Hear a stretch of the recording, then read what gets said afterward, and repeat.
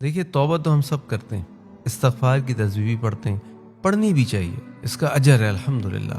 لیکن جو اللہ تعالیٰ کو توبہ مطلوب ہے، جس کو اللہ تعالیٰ قرآن کریم فرماتے ہیں یا ایھا الذین آمنوا توبوا الی اللہ توبۃ نصوحا، اے ایمان والو اللہ کی طرف لوٹ آؤ توبۃ نصوحا کے ساتھ، یعنی ایسی توبہ جو سچی توبہ ہو۔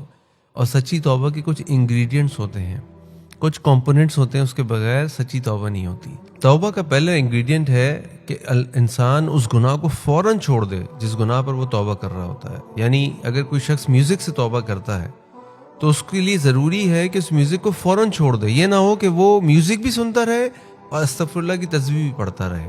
ایسا نہیں، یہ والی توبہ اللہ کو پسند نہیں ہے، نہ اللہ تعالیٰ کو یہ توبہ مطلوب ہے۔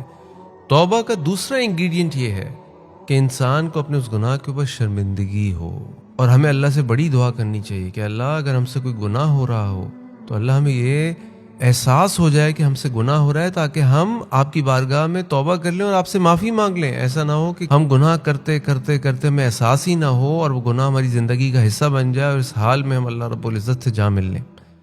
تو انسان کو اپنے گناہ پہ ندامت ہونی چاہیے۔ تیسری چیز یہ ہے کہ انسان یہ عزم کرے، یہ وعدہ کرے کہ آئندہ اس گناہ کو کبھی نہیں کرے گا، کبھی نہیں کرے گا۔ اور چوتھا انگریڈینٹ یہ ہے کہ اللہ تعالیٰ سے معافی کا طلبگار ہوگا، اللہ مجھے معاف کر دے، اللہ مجھے معاف کر دے۔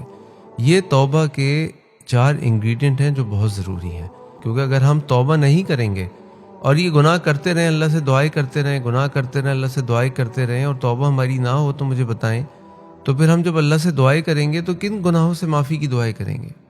کیا اللہ سے کہیں گے اللہ میں معاف کر دے؟ بھئی تم تو کہیں نہیں رہے کہ میں اس گناہ کو چھوڑنے کو تیار ہوں۔ تمہیں معلوم ہے کہ تم میوزک سنتے ہو، تمہیں معلوم ہے تم جھوٹ بولتے ہو، تمہیں معلوم ہے تم لوگوں کو دھوکہ دیتے ہو، تو پھر کس بات کی توبہ؟ تو رمضان کا مہینہ تو ضائع ہو جائے گا۔ تو اگر آپ واقعی ایک ٹرانسفارمیشنل رمضان چاہتے ہیں تو ہمیں اس رمضان کے مہینے میں سچی توبہ کرنی پڑے گی۔